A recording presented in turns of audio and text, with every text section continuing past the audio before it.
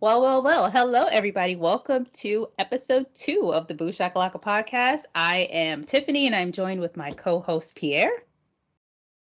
Hi everybody, how you doing? All right. So this week we are going to talk about season 1, episode 2 of Goosebumps. This episode is called The Haunted Mask. And so before I went and watched this episode, I went back and watched the OG Goosebumps episode of The Haunted Mask with Carly. I think what her name was Carly Ray. It's pretty much the same story, except for her mask was very, very freaky, very scary.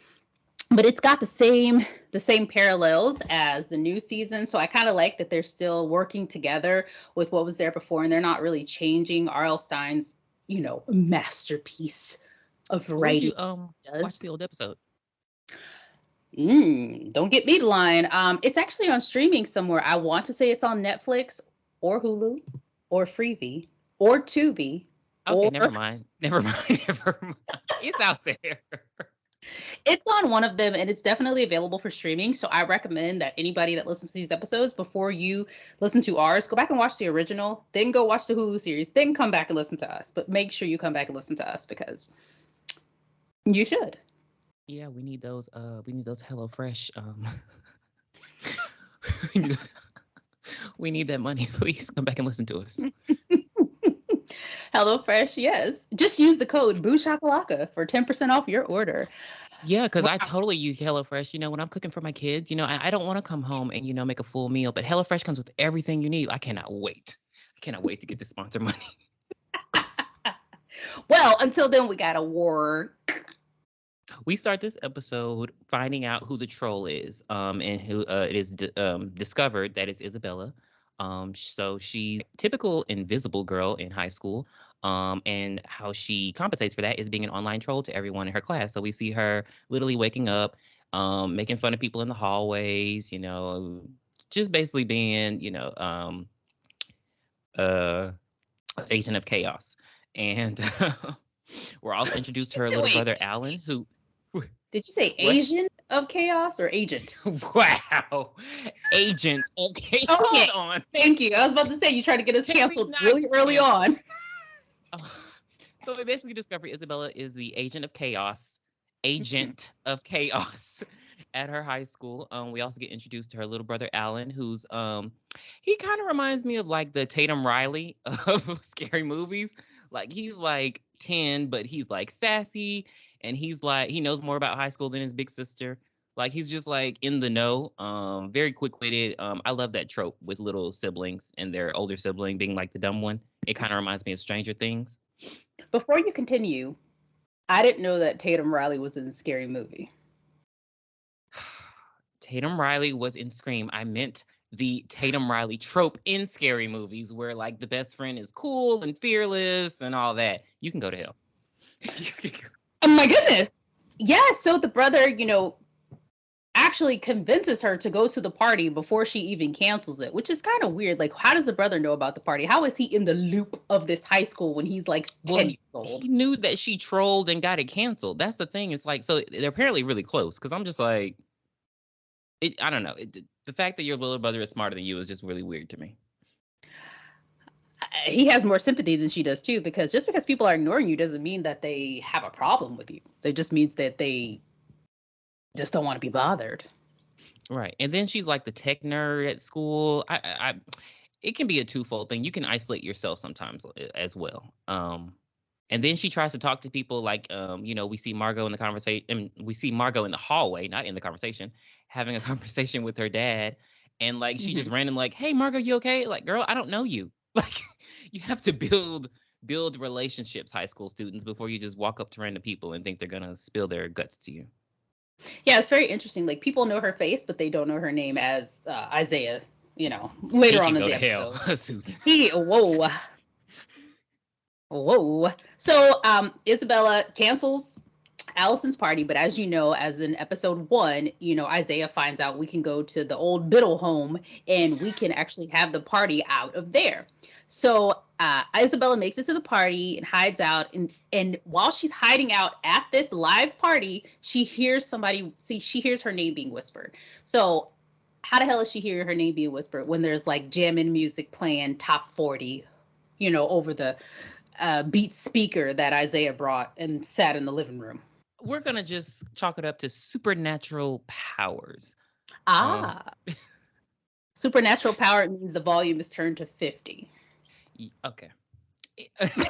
And so she finds the ugliest mask I've ever seen in my life. Oh my I God. do want to rewatch the episode you're talking about because that mask is terrible. Like, No, so the mask in the original episode, it looks like a old man goblin. So it's very, very scary looking. And then like the voice changes in the old episode. So okay, here I am coming in with my voice change because I should have been a voice actor. But you're lazy. the little girl, shut up. Carly is just like, hey, everybody. And then when she turns to the old man, she's like, hello, sweetie. She's Well, I couldn't watch the old show. Watch it. It's funny. Like if I would put it on a scale, it's like I would say like the old Goosebumps should be like rated PG, and then like the new Goosebumps like PG-13, maybe TV 16 or whatever the hell that was back in the day. You remember when it was TV 16? TV 14. Oh, TV 14, correct. So PG and TV 14. That's how I would rate these two shows. But yeah, anyway, so the Isabella keeps hearing her name being called, and she goes down to the basement and she noticed a mask, and it's actually the mask talking to her. The mask is whispering her name. I'm going to assume that the mask has some kind of power, because if I go anywhere and I see like a porcelain doll mask saying my name, I'm just gonna turn around and exit right out of the room. It's the worst mask. Like Vega had a better mask than that. And then she puts it on and everyone's all mesmerized, and I'm like, this looks ugly. Like she looks like New York. When she comes out of the room and it is like, don't you wish your girlfriend was like me? No, like, it's definitely Jawbreaker. Who. Exactly. Like everybody, Allison mesmerized, Margot mesmerized, Isaiah mesmerized, Ed Lucas mesmerized, everybody. And I'm like, the mask is cutting off half of your hair, so it looks like you have a receding hairline, like super far back. Like I really wish that the mask was a little bit cuter to give us what we needed for that scene. Like it gives us what we need later on in the episode, but like in the beginning, it's just like, I'm not feeling it. Yeah, and then she had an outfit change that they didn't think we noticed. It's like black Spanx. Well, no. She had the black Spanx on, then she had the Red Riding Hood cape over it that her brother told her. Maybe it's because she took the Red Riding Hood cape off. Maybe that's what it was. It looked different. She definitely went from Fern Mayo to Violet. Correct. Yes, indeed. And then after that, I guess she just leaves the party, comes home, and then the mask is all like Mardi Gras. It was Mardi Gras. I was like, why? No. So she gets home and she is trying to she's like, whoo, that was a great evening. And she tries to take the mask off. But my thing is, why would she have walked all the way home? They live in Washington State. Do you know how soggy and damp that mask would have been on in the inside? I don't care if she was on cloud 10. That mask would have been disgusting. And then those masks, you can't really see it. Like the eye holes on masks like that are not the greatest. So the fact that she was able to even see in it walking home. Correct. That's why I always hate in movies when like the killer has the mask on and they're just doing like the most crazy stuff. Like, come on. Are you trying to make a dig at Scream again? A scary movie. She takes the mask off and she lays on the bed like, whoa, oh my God, so exhilarating, amazing. And then the camera pans to the side and the mask is literally smiling. Like, it was terrible. Like Mardi Gras. I say Mardi Gras because the blanket she had was green and purple. I didn't even notice. Yeah, the little blanket is green and purple. So I'm like, were they trying to do a Mardi Gras thing? Like, what? Maybe somebody that works there. Maybe they filmed this during Mardi Gras. Maybe it was filmed in New Orleans, or it might have been filmed in merry old London, as Isaiah will tell you. Ever since he told me about Don't, I am sitting there and I'm watching him. Like every time he comes on camera, I'm like, I'm gonna catch you. I'm gonna catch you. I'm gonna catch you. And he breaks this episode as well. So I can't wait to watch the next episode to see if he breaks again. I love it. It's amazing. It's okay, Zach Morris. We believe in you. It's just Oh, Damson Idris would not be impressed. Or Idris Elba. Who anyway? Black British actors in America. We skip and we're back at Isaiah, who's all broken and depressed. Mm-hmm. I did make a note. One thing that's really getting me to like this series is that they keep going back to Halloween night, because we noticed that James is missing. Like he's calling James. James isn't answering. He's like, hey, call me back. And I just thought that was, I love that like there's like a mystery to what exactly happened that night. So that I'm really liking this series. I just wanted to say that. They do make up, and he keeps talking about his scholarship, but like I just thought, but since he's like really dumb, as showcased in the first episode, why doesn't he just stay back a year, let his arm heal, enter into the 12th grade a year, so that way the scouts will be able to see him. And see, maybe you know more about football than me. I didn't know you could do that. Well, I mean, if he's hurt and he can't like do stuff, that might work.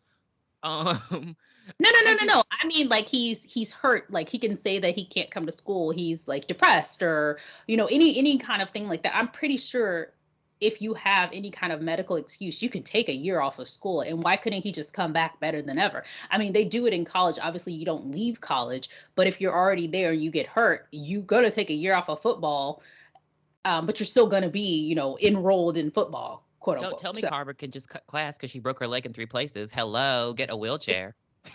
Correct. But no, Isaiah wants to stay home because he's a dum-dum. Yeah, everybody brought him baked goods. I love that they had to showcase his popularity that way. Oh, wait. This is where he broke. He said... Did he really? It's like putting avocado in a BLT. Avocado. And I'm like, hold up. Avocado in a BLT is amazing. A blat, please. Any day, give me a blat. So he says that because Margot comes over and suddenly she believes him. Even though she did not in the first episode. Yeah, what was the turnaround for her? I guess her point was, I saw what happened on the football field. Something's clearly wrong. And then he actually annoyed me more than her in this scene. Because I understand you didn't believe him before, but literally she came around like maybe 7 hours later and like, okay, I believe you. And then he's like, stay away. And I'm like, you are... We need this. We need this to prolong the runtime. I guess so, but don't do that, paraplegic. Don't sit up there and reject the help that you needed. I just feel like it's an ongoing mystery, and he needs as much help as he can get because nobody else believes him. I mean, there's one person, but for some reason we can't get to her. Stop. Hello. And then we skip back to Isabella and the mask, and Isabella's getting ready to leave. It's like a really quick, I swear it was like maybe 15 seconds. Isabella's grabbing her book bag, getting ready to leave the house to go to school, and the mask says, Isabella. And she turns around, picks up the mask, and goes to school. I was like, oh shoot, what is she about to get into? And then we skip around a lot during this episode. Like my notes are all over the place. So next we see Nathan, who's waking up from that possession that happened in the last episode. So he's waking up like he's Bambi, newborn deer. He can't walk, can't talk. For some reason, he's just really confused. And he looks at his phone. He's like, oh my God, it's Monday. He grabs all his stuff and heads out the door, I guess, to go to work. I guess he's been asleep the whole weekend because I'm going to assume that the kids' party was on Thursday. And he got possessed Friday night, and now it's Monday. Yeah, the time frame, it's jumping around a lot because that would mean, because he wasn't even there for the Friday night game then. Yeah, you're right. Because that's when the football game happened. Yeah. Yeah, so no, I think that would have happened that night. So after Biddle went and possessed Isaiah, he came in and got Nathan. Okay. That's what I'm assuming. So it's like he and Biddle are fighting for control of his body, and he makes it up to the campus and he runs into school and he just keeps, every time he turns the corner, he's like busting his ass and falling. And people are like, what the hell is going on? Is he drunk? I would definitely think he was drunk. And he runs into the bathroom, which, why was that bathroom so disgusting? I do not remember. My high school bathrooms were not that nasty. Are boys' bathrooms like that? Yeah, they were only bathroom when we made them. Like, people pee on the floor to be funny. I mean, it's like, to be mean to the janitor. So rude. So nasty. So rude. He's in the bathroom and he sees Biddle in the mirror, and the Biddle spirit asks Nathan to help him find him. So I'm sitting here like, who is he? Who is he looking for? Like, I really want to know who Biddle is looking for and why we are, like, what is going on? Like, you can appear everywhere. You can appear at a football game. You can appear in the hallway. You can appear at the house, in the woods, but you can't find whoever you're looking for? What, your powers must be as strong as the leprechauns. Oh, mother, I knew you were going to bring him in here at one point. Maybe the person he's looking for is not in the town. Maybe his power is limited to the town. That's the only thing I can think of, because you're right. Why do you need a physical body to find this one specific person? But then again, how can it be limited to the town? Nathan does not leave the town. Ma'am, this is only the second episode. Oh, sorry. That's all I got. All right, so then after that, we're still back at the school where Isabella is using a drone to record football practice. Like, are you going for the student Pulitzer like Jared Leto in Urban Legend? What are you doing with this drone? Oh my God. Yeah, a $3,000, was it $3,000 or $5,000? $3,000 drone. Mm-hmm. And that's when Isaiah's like, hey, Susan, I need the footage from last night's game. And she's like, okay, I'll acknowledge you even though you got my name wrong. And she takes him to the, what do you call that? What is it? Cerebro. And, what you said. And she takes him in there and he just keeps calling her Susan. And she's like, look, here's the stuff you wanted, but my name is Isabella, Isaac. She should have said, and you know that my name is not Susan. Oh, was that too old? My name is Susan, and Gucci think I love him. And, she should have, but she didn't. She's not as bold. Yeah, so she leaves him with the letting him replay the worst moment of his 17-year-old life over and over again, and she hears like some commotion outside, and oh shoot, here we go. It's Daredevil Lucas messing with her drone. This made me mad because, like, Lucas, what is your personality? Like, who just grabs a drone and like? I have something to follow up a little later in this podcast, but yeah. So the drone is floating up in the air. He jumps on the drone and grabs onto it while he falls on the ground. And then when they go in, he falls on his back, so the back of his head. And then when they meet back up in the office with the guidance counselor, the ice pack is on the front of his head. I was like, how did that happen? The drone scraped his head like from the front. Yes. So then we meet up with Isabella and Lucas and Colin, who is the guidance officer. So then we meet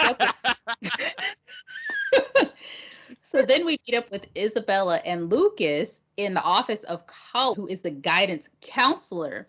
And they try to make out some kind of arrangements for Lucas to pay Isabella $5 a week to pay back her $3,000 drone. Like, what is that, 18 years? Like, I'm gonna pull up my calculator. So there's 52 weeks in a year. So, oh my God. 52 times 5 is $260 divided by 3,000 is almost 10 years. He can go straight to hell. What the? I don't think it's 10 years. Hold on, let me see. They're literally establishing that his character is the dumb daredevil, which is weird because we don't need that many dumb characters. I promise you, Hulu. I promise you. $5 a week for the next 18 years or so. And at first, Isabella's like, all right, I just want to get out of here. I just want to get away from here because I know I'm going to have to deal with my mom. I know I have to deal with my little brother. They both going to go off on me. Isabella reaches for her bag and the mask says, don't let them get away with it or whatever. So Isabella turns into Electra Abundance and fries Colin and Oh Lucas. my God. She she did read him for filth.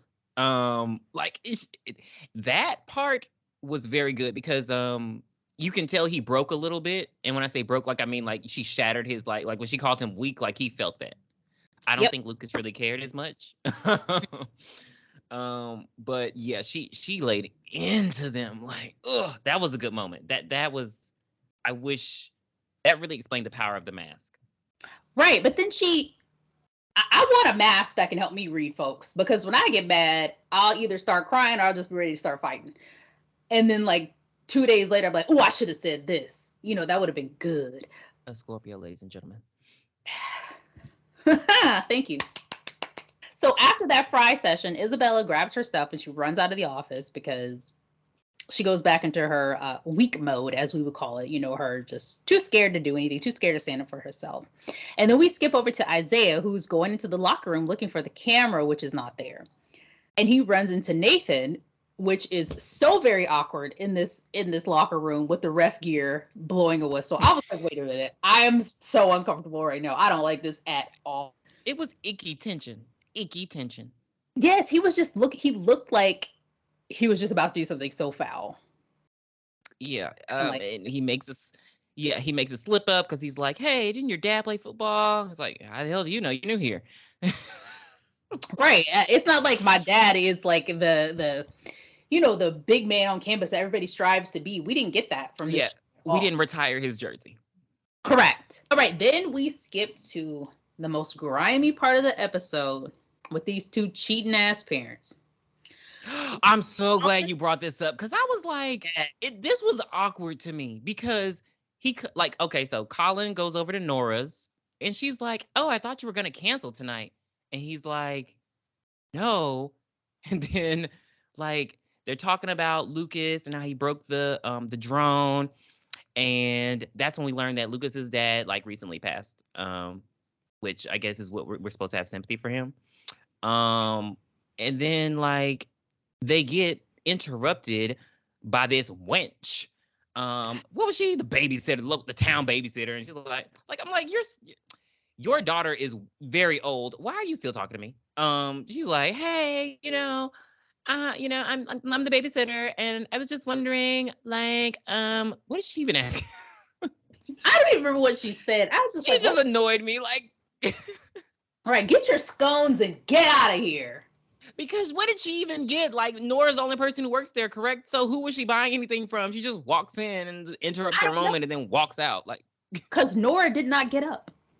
Exactly. So it was just very awkward and basically let us like, oh, that's what it was. She's like, hey, how's your wife?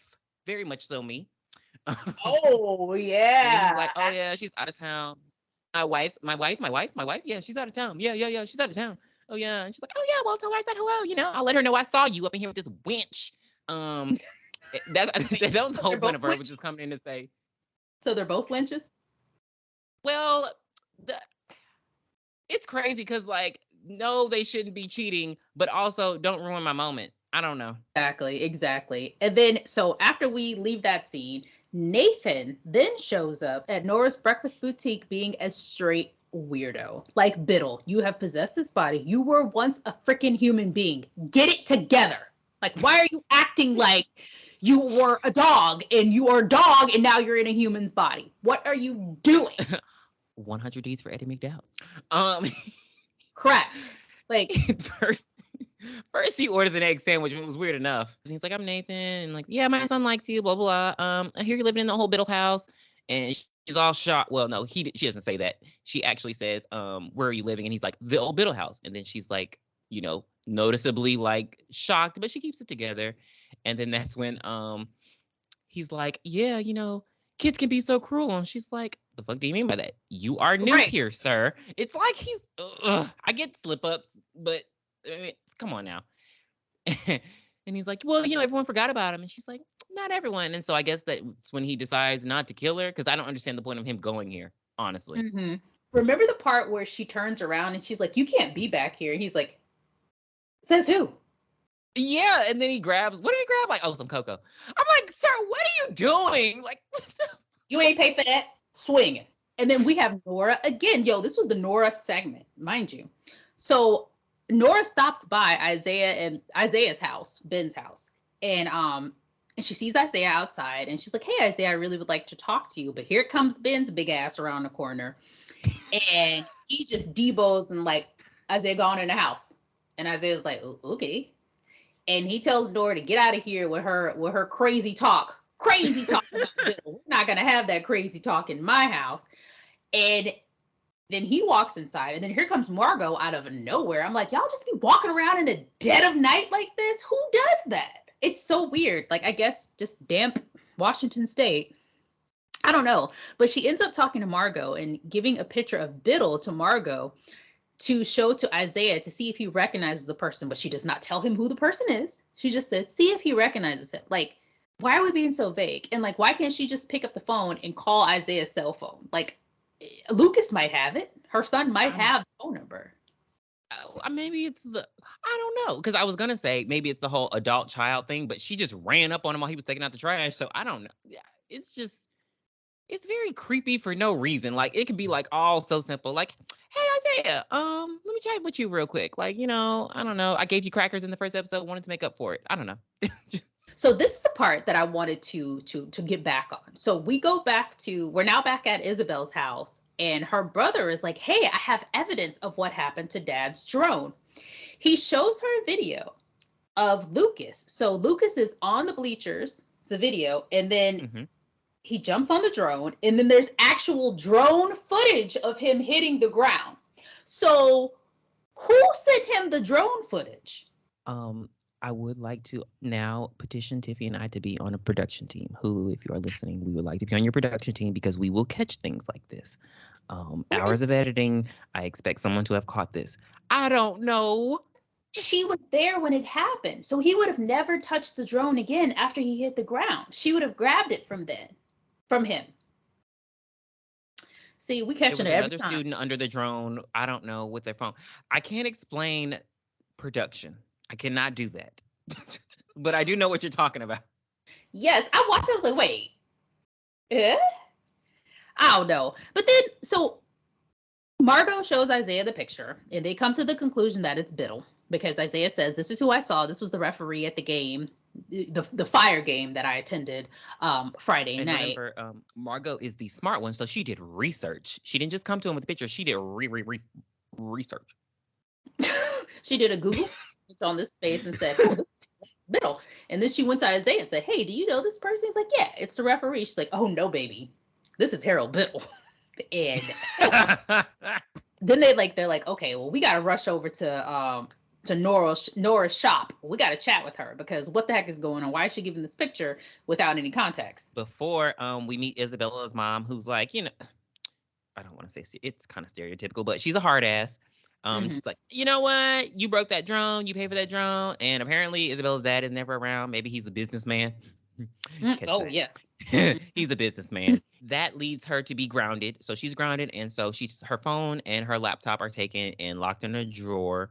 And so after Alan shows her the video of Lucas wrecking the drone and they put it on, what is it supposed to be? TikTok?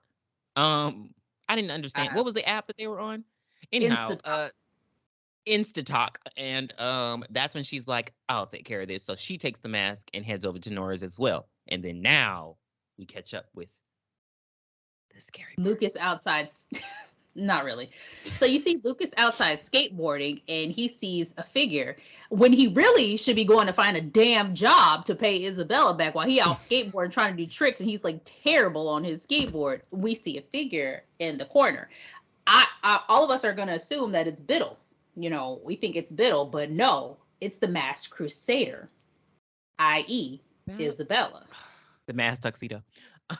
Oh, that was a good one too. And she starts to kick his ass. Like, she rolls up with that skateboard, breaks it, and starts beating it with. I was like, this is awesome. Like, rightfully so. And the mask actually warps and encases her whole head, and it doesn't look like this porcelain face anymore. It starts to look kind of like a goblin. And or a troll, wink wink. Oh, Correct. Whatever you want to call. Since she's a troll. It Oh turned her into the my troll. Yeah. God. Yes. We'll get to the when we get to the end of the episode, there were some whispers that explain that. I had to turn on closed captions like you because I was like, what is he saying? Yeah, it's crazy. You want to do a podcast, you got to turn the closed captions on, baby. So while Isaiah is, and I'm sorry, excuse me, while Isabella is whooping ass, here comes the British heartthrob to save the day. I was like, the paraplegic holding an oar, managing to beat her off of Lucas. I was like, so is your arm hurt or not, sir? Because he's been holding that arm all episode, and all of a sudden now he can defend people. Adrenaline. One shot of adrenaline. It's the only thing I can think of. And then like they knock off the masked crusader, the masked tuxedo, whoever you will. Jim carries the mask, and they Isabella ends up running away, and then Isaiah, Margot, and Lucas are all like, "Oh my god!" Boom. Then we skip back to Isabella's house while her mom is getting ready to go to work, and she hears like creepy noises around, and then it's just Alan coming in asking for a fruit snack, and the mom's like, "Oh no, that's all sugar. Have this apple," which literally is all sugar as well. But okay. Oh. I was just sitting there like that's still sugar. Like if you would have gave him a piece of celery, okay. But this is to anyone listening, doctors do confirm that an apple day does keep the doctor away. Apples do have ingredients that do help with anti-aging. I just want to say that. And it's also sugar. I just want our HelloFresh sponsor, that's all.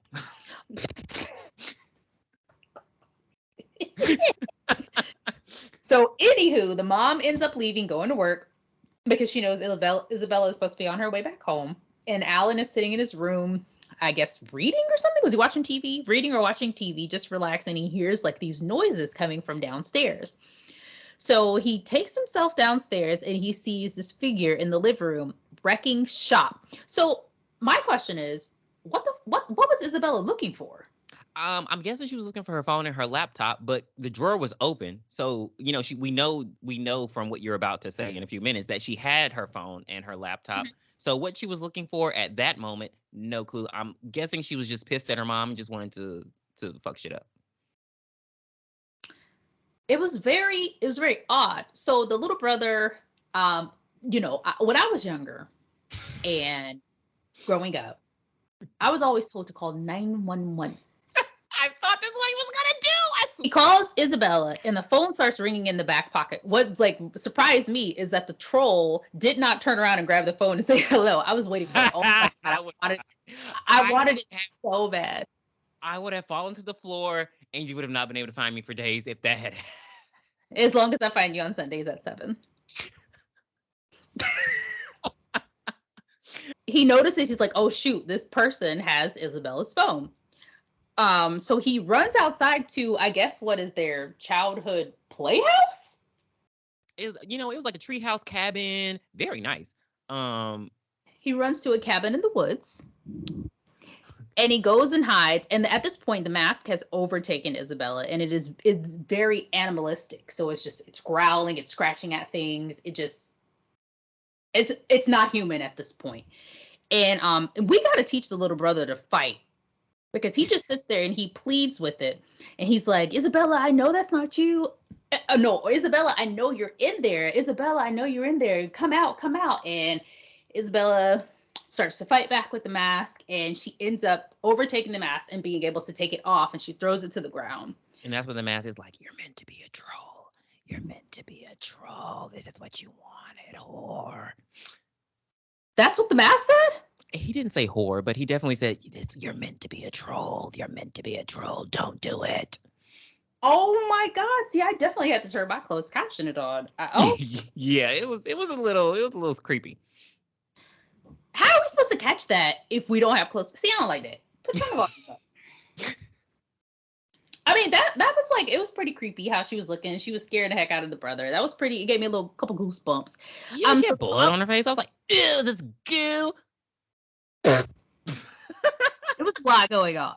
And then the following day, Isabella and Alan go to the lake to dispose of the mask. Like, It was why more of didn't a you burn it? bog, more of a swamp. Why didn't you burn it? Why didn't you break it? Like, I would have been stomping that mask. Like, we just gonna throw it in water so somebody else can just pick it up intact? And then they come up with this story like, oh, a bear came in the yard, and that's what caused all the destruction. Note that for in a few minutes.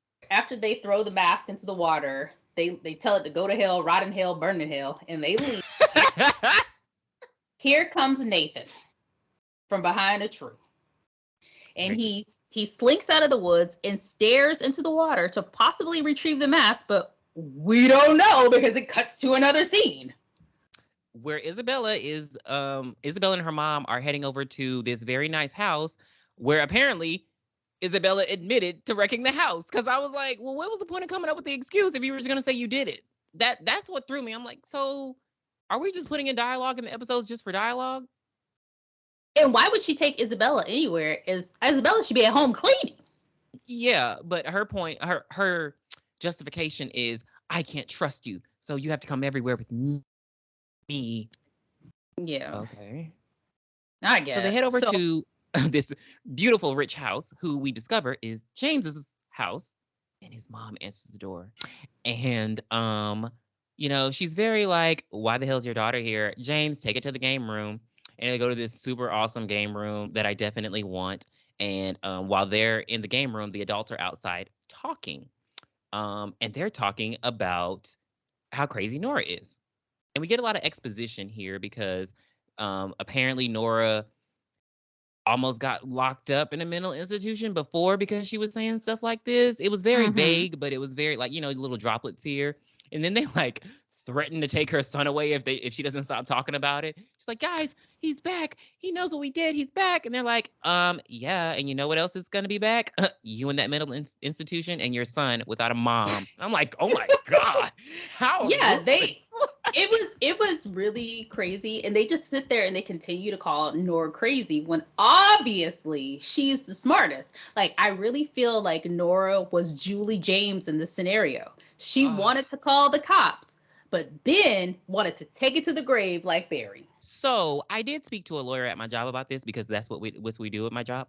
And she did say that they would be liable. Everyone in the car would be liable for, not killing him, but harming Ben Willis, the alcohol on the car, and just the fact that, I mean, it was just a bad situation all around. So they would have gone to jail, not forever, obviously.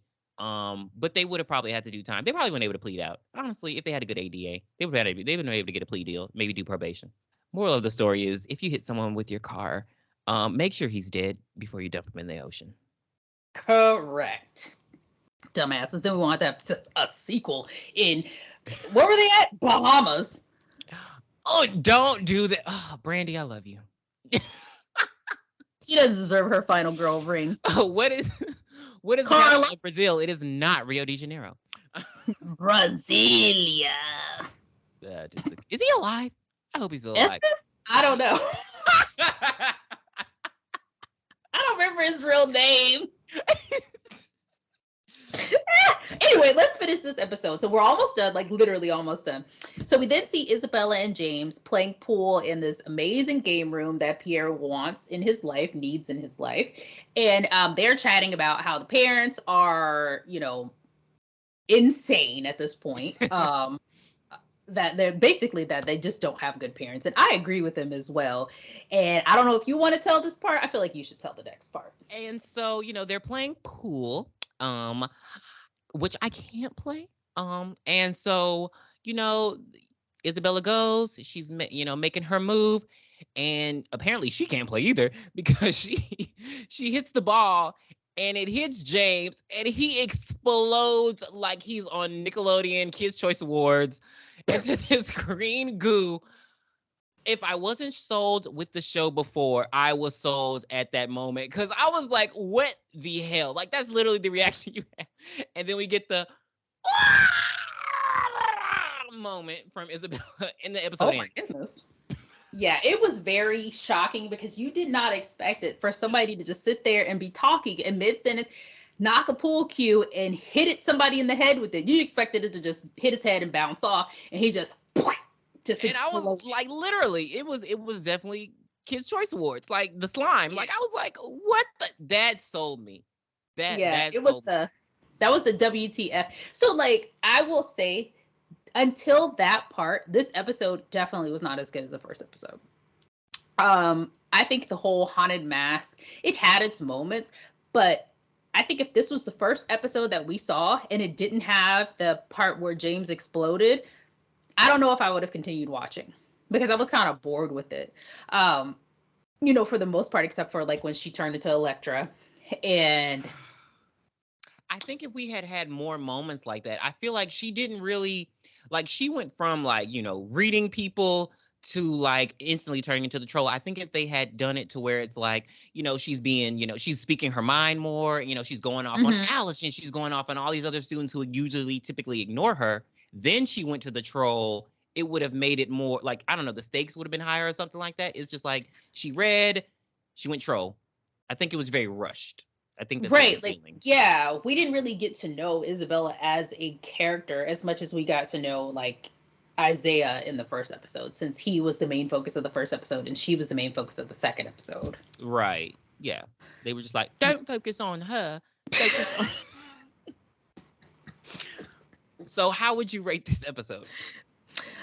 So for this one, I'm gonna give it 7 goosebumps out of 10. Like it like we said, it had its moments. And that last part just was like, I think that pushed mine from a 6 to a 7, just that last part, because I'm like, what? How can she recover from this? What are we gonna do next? Yeah.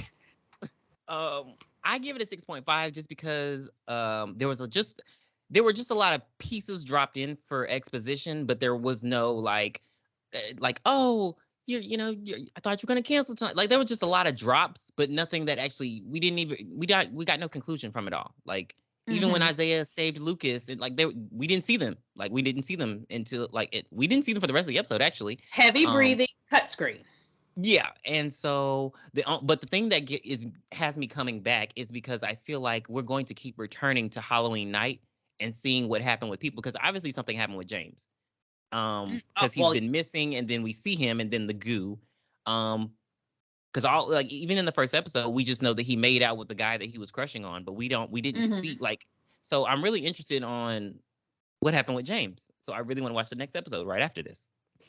All right, guys. So that is going to end episode 2 of Goosebumps, which was called The Haunted Mask. And we are going to continue with episode 3, which is called The Cuckoo Clock of Doom. I definitely recommend you go and watch The Cuckoo Clock of Doom from the original Goosebumps series before you check it out with us. And that can be found on Netflix. And it has all the episodes on there. Yeah, so we will see you guys next week. So this is Tiffany signing off. You guys have a good one. And this is Pierre signing off. Thank you so much for joining us. Hello Bye. Fresh. Hope you're listening. Bye. Bye.